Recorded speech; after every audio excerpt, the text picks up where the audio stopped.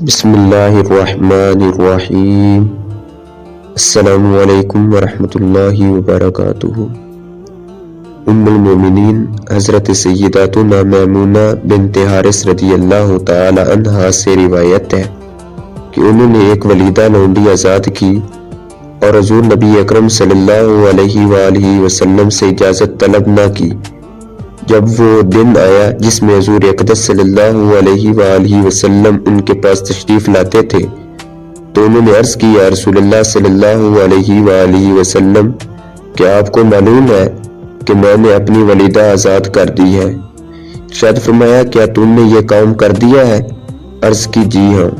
ارشاد فرمایا، اگر تم اسے اپنے ماؤں کو دے دیتی تو یہ تمہارے لیے اجر عظیم کا باعث ہوتا۔ مذکورہ حدیث پاک میں بیان ہوا کہ ام المومنین حضرت میمونہ رضی اللہ تعالی عنہا نے اپنی ولیدہ لونڈی آزاد کی۔ ولیدہ وہ لونڈی کہلاتی ہے کہ جو اپنے مملوک غلام اور لونڈی کے پیٹ سے پیدا ہو، یعنی خانہ آزاد۔ ام المومنین رضی اللہ تعالی عنہا نے حضور اقدس صلی اللہ علیہ وآلہ وسلم سے اجازت لیے بغیر اس لونڈی کو آزاد کر دیا، اور جب ان کی باری کے دن آپ صلی اللہ علیہ وآلہ وسلم تشریف لائے تو انہیں اس کی خبر دی۔ حضور پر نور صلی اللہ علیہ وآلہ وسلم نے ان سے معلوم کیا کہ کیا تم نے لونڈی آزاد کر دی ہے؟ آپ رضی اللہ تعالی عنہ نے عرض کی کہ جی ہاں، میں نے اسے آزاد کر دیا ہے۔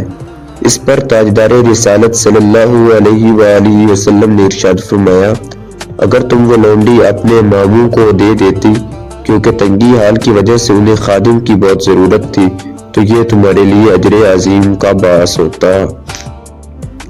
علامہ ابو زکریا یحییٰ بن شرف نووی علیہ رحمۃ اللہ القوی فرماتے ہیں، مذکورہ حدیث پاک میں صلہ رحمی کرنے اور رشتہ داروں کے ساتھ بھلائی کرنے کی فضیلت بیان کی گئی ہے، اور اس بات کو بیان کیا گیا ہے کہ صلہ رحمی کرنا غلام آزاد کرنے سے افضل ہے۔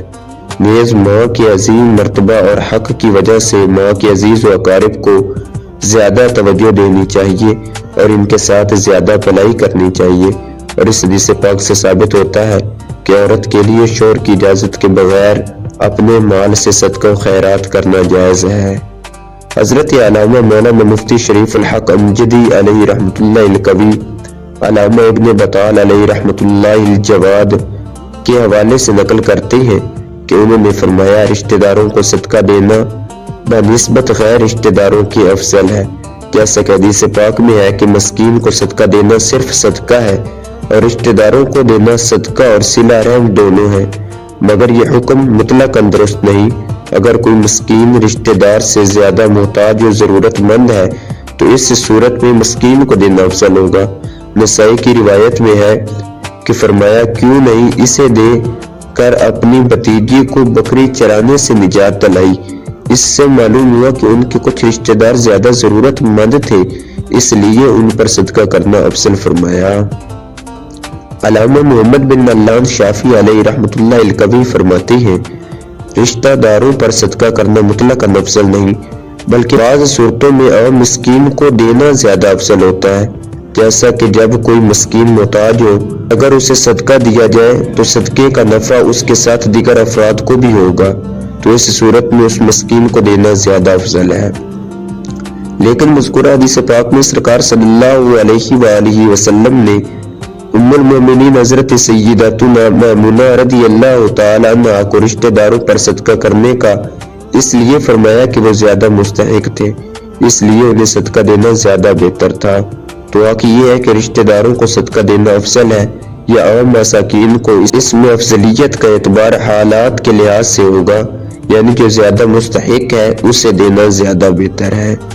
مذکورہ حدیث پاک کے تحت شارحین حدیث نے شادی شدہ عورت کے اپنے مال میں شوہر کی اجازت کے بغیر تصرف کرنے کا مسئلہ بھی بیان فرمایا ہے کہ شادی شدہ عورت اپنے مال میں شوہر کی اجازت کے بغیر تصرف کر سکتی ہے، کیونکہ اس عورت اور بالغ مرد کے درمیان کوئی فرق نہیں۔ جس طرح ایک عقل مند بالغ مرد اپنے مال میں تصرف کر سکتا ہے، اسی طرح یہ عورت بھی اپنے مال میں بغیر اجازت تصرف کر سکتی ہے۔ اس حدیث مبارکہ سے ہمیں سبق کیا ملا؟ سب سے پہلا سبق یہ ملا کہ جب رشتہ دار ضرورت مند ہو تو انہی پر صدقہ کرنا چاہیے۔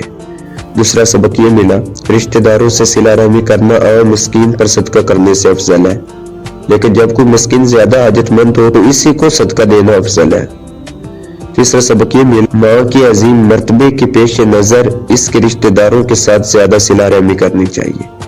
چوتھا سبق یہ ملا، بیوی اپنے مال میں شوہر کی اجازت کے بغیر تصرف کر سکتی ہے۔ دعا ہے کہ اللہ تعالی ہمیں اپنے محتاج رشتہ داروں پر صدقہ کرتے رہنے کی توفیق